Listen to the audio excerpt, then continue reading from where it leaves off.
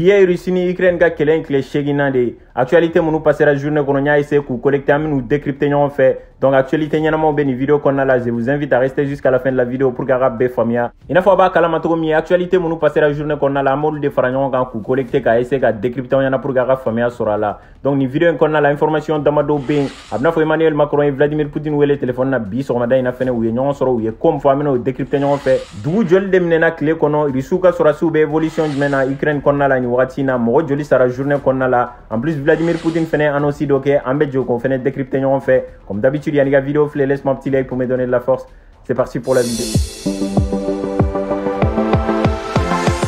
Amina damneni pour parler, c'est-à-dire ce qui a fait que Ukraine ni Russie ni ñonche. Kunu vidéo qu'on a la nya expliqué na kafoko bi ce qui a fait donc nganga ke uni ñonche. Donc au délégation no Russie ni Ukraine délégation ou kumana ina fo nya photo mina vidéo temenen fenela akera o togo kelen de la. Nya fo na kafoko Ukraine yo condition munu exiger ani Vladimir Poutine yo condition munu exiger ou tenyon esra la. O hukumu de konna la depuis pour parler makenya expliqué na kafoko nu sigira ka kuma o tena fo de bali. Ukraine yo nga délégation konna la chedo be nu ba wele ko Mikhailo Podolyak. Genre, les publications de Twitter sans fait qu'il y a qu'à sigi qu'à faut qu'il y a qu'à ban comme malheureusement on m'a fait qu'à accord sur c'est-à-dire on y reçoit ma bien parce que au lieu qu'à condition on y reçoit qu'à condition ou tenons un sera là ici présent il y a qu'à faut qu'on allait be fait qu'à y NGAD c'est-à-dire présent be fanga la nan no fait mo ku begen abo fanga la kanani mo ore au bolen ko fait ku démilitariser ku ka armée fanga doya donc au de Vladimir Poutine qu'à condition y au bolen fait ko fait Ukraine présent en condition aller à il y a qu'à faut qu'on cesser de feu de gars que Vladimir Poutine gars sur sous takabo Ukraine qu'on a la gata Russie ka boaka jamana kono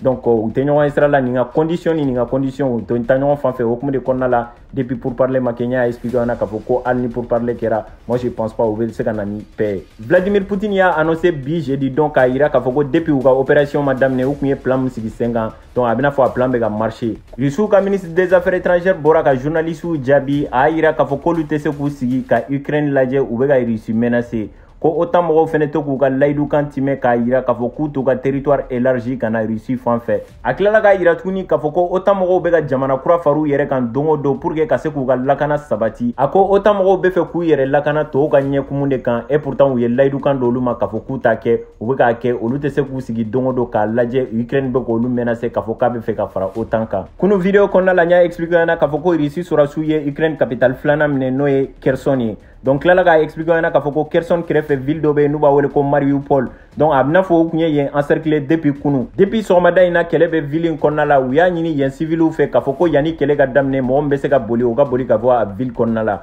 donc ni risu bolo sera ga da ville kan stratégiquement abu arranger ko jugun parce que na jatemne Mariupol abe région de Donbass ni Kherson de ni ñoche nya expliquer na depuis vidéo temene na ka foko Donbass en plein watimna pro risu de ba konna la en plus o bolen ko fait risu sera sous dona yen de follow la donc on temene fene ko fait Kherson fene uyo mine kunu o ba ira ka foko Kherson be risu ga bolo de kan o ga sora su ba ville konna la oni la Crimée de frontière la nya expliquer na ka foko la Crimée mine na risu fait depuis 2014 wakati la uya fara Russie kan donc Russie sora su do fene dona Ukraine la Crimée fait donc ou dona Kherson kono ou Kherson ne donc Mariupol fene be Kherson ni région de Donbass de ni ñoche région de Donbass fene falendo risu de la pro risu de be yen fene donc o de ya permettre ou sera ka ville encerclé donc ye sensibiliser civil ma ka foko sira bu bolo ga boli ka bo ville kono uswa u ga tu dogo yani kele ga damne fo risu ye laydu kan duma ka foko civil ku be sira duma c'est-à-dire ni kele wula ku be sira di civil ma u ga se ka boli ka bo ville kono la atobe to uni u ga sora su ni ñonche u be kelem ge bo ke nu sira ka Mariupol mine shuina o koroba ira ka foko ville duru ka tu ñon ko o bebe risu ga disposition na côté do la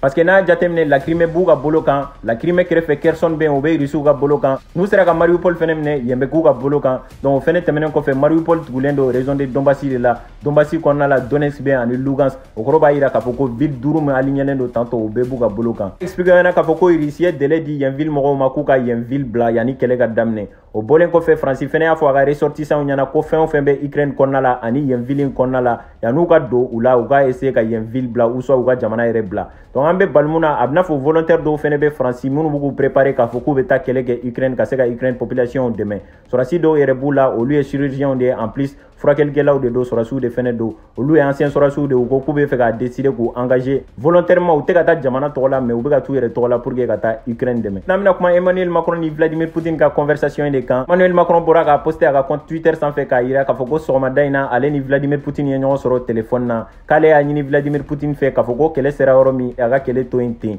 donc ko Vladimir Poutine ko a ma k'a fɔ k'ale tɛ kɛlɛ dabila o bɔlen kɔfɛ Macron tilala k'a yira tuguni k'a fɔ ale déterminé len don ka continuer jusqu'à présent ka Vladimir Poutine wele donc pour que u ka se ka fɔ ka bɛn kɛ a ka kɛlɛ dabila donc k'ale kɛlen don k'i engagé Ukraine président kɛrɛfɛ ka essayer ka Vladimir Poutine wele ka conversation kɛ n'a ye pour que a ka essayer ka kɛlɛ dabila ale ka engagement kun ye de pour que ka se ka civiliw sauver u kana sa quoi mais a bɛna fɔ Vladimir Poutine ko a ma k'a fɔ ko ayi k'a tɛ kɛlɛ dabila i n'a fɔ n y'a fɔ a ɲɛna cogo min wagati min na Vladimir Poutine yɛrɛ bɛ bɔ k'a yira k'a fɔ k'ale kun ye plan bila en marche ko plan bɛ ka marcher wagati la a tɛ sɔn cogo si la k'a fɔ ko kuma ka kɛ pour que ale ka kɛlɛ dabila o bɔlen kɔfɛ villeba minnu bɛ yen u sera k'u minɛ n'o ye Kherson ye donc a man jan bilen u kan ka Mariupol minɛ ani Kiev kɔfɛ Ukrainiens ka centrale nucléaire ban bɛ yen mun bɛ courant fourni u ka jamana kɔnɔ a bɛna fɔ Europe jamanaw bɛɛ la o centrale nucléaire in de ka bon ni Europe centrale nucléaire bɛɛ ye Russiw sera k'o minɛ o bɔlen kɔfɛ Mariupol maire fɛnɛ bɔra k'a yira k'a fɔ ko u ye courant tigɛ olu la ka ji tigɛ olu la ko nɛnɛ b'u la olu yɛrɛ t'a dɔn u b'u yɛrɛ réchauffer cogo min donc ale ka kuma yɛrɛ la a tun bɛ ka vidéo dɔ de kɛ on dirait a bɛ sous-sol de kɔnɔna la drapeau b'a kɔfɛ parce que a bɛ yɔrɔ min na lumière tɛ yen foyi foyi tɛ yen a ko nɛnɛba de b'u la en plus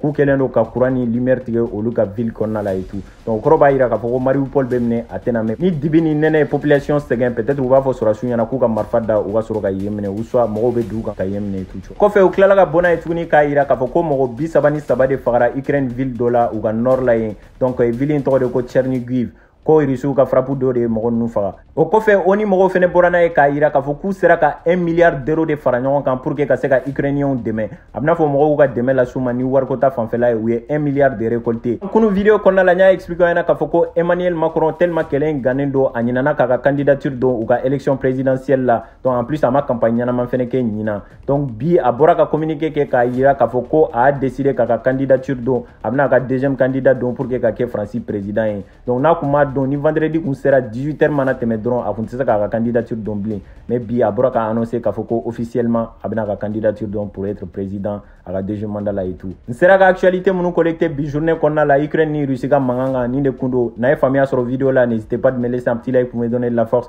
aw fɛnɛ kana ɲinɛ k'a ka avis fɔ ɲɛna dans le commentaire aw hakilina ye jumɛn ye kɛlɛ in kan c'était tout pour cette vidéo n'a aimé n'oubliez pas liker commenter partager an bɛ ɲɔgɔn sɔrɔ vidéo wɛrɛ la c'était Cactus prenez soin de vous à la prochaine.